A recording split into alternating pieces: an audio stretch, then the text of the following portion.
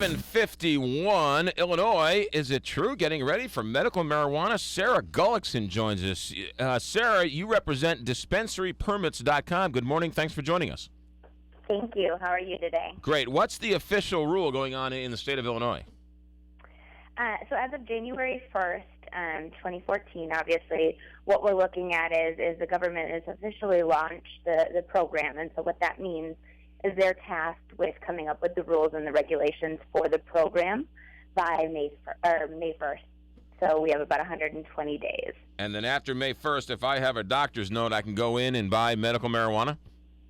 No, not exactly. So the process takes a little bit of time, and it's about an 8 to 12 month process. So as soon as the draft regulations are out, the government allows for a public commentary period, and then what they do is they'll put the final regulations out, and then all of the people that are interested in actually applying for a dispensary permit or a cultivation center have to apply, and then the government has to grant the permit. So again, we're looking at about an 8 to 12 month program from today when the permits are actually awarded. So I'll be able to buy medical marijuana about a year from now in the state of Illinois.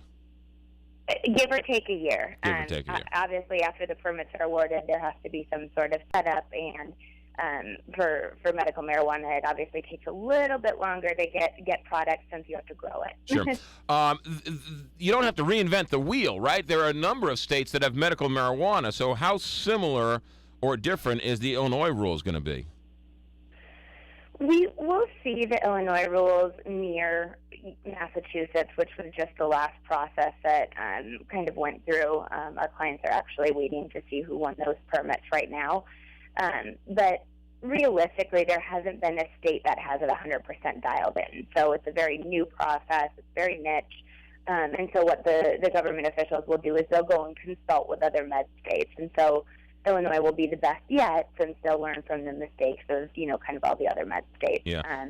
But there's not like a working model yet. What are some, my question, Sara Gullickson, why doesn't a major drug company get into selling medical marijuana? And are they? That's an interesting question, and it would seem to be a fit. At this point, it's not federally regulated, and so a lot of the big box, farm and tobacco are not going to get involved until then, in my opinion. So I was looking at the list of ailments that are on the list that can qualify you to be able to take medical marijuana, and it seems to me that, I know like in California and some of the other places, they're a little more lenient as, if you have a migraine or something, but Illinois, the list is pretty short. Yeah, it's definitely reserved for patients that have more serious illness. You'll see them add some ailments as we go. I think they added muscle spasms a couple months ago. And so as the process takes form, people will petition for other ailments to be on that list. Right now there's a lot going on in New Jersey and some of the other states with children in cannabis. So what happens is an activist gets behind whatever ailment they want to add, and then sometimes they get added and sometimes they don't.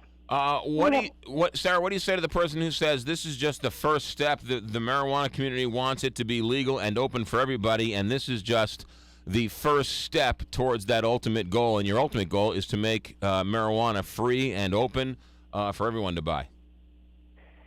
That's history usually repeats itself, and that's kind of what we're seeing right now in some of the other states that were strictly medical. They're turning to recreational.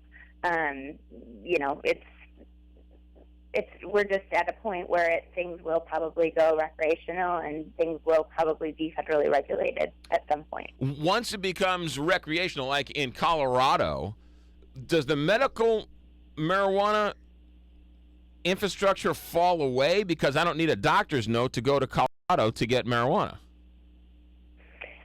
No, you just don't need that part of the puzzle. So there's still cultivation sites and there's still dispensaries.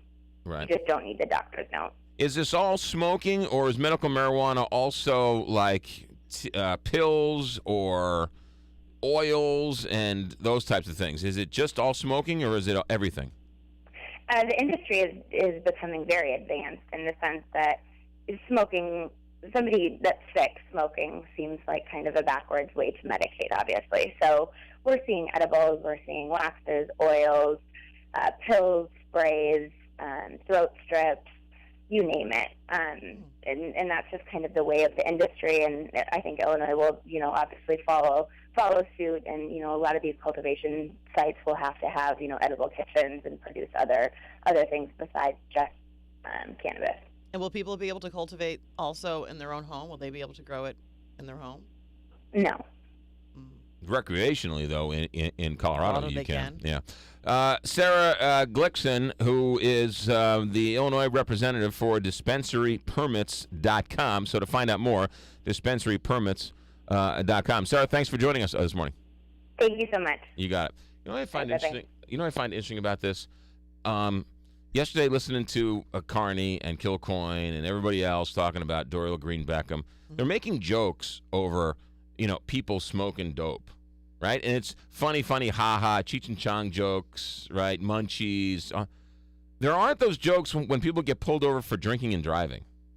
Right. Right? It's like, oh, hey, he had an extra tall boy. Hey. It seems like marijuana is much more accepted or laughed at, and I don't want to say encouraged, but not frowned upon as much as alcohol, which I find interesting. Alcohol is legal, marijuana is not legal. Yeah, well, you have I don't know, the Cheech and Chong and the Dumb or whatever else. So it's a much better PR out there for marijuana than it is for alcohol. Actually, yeah. Yeah.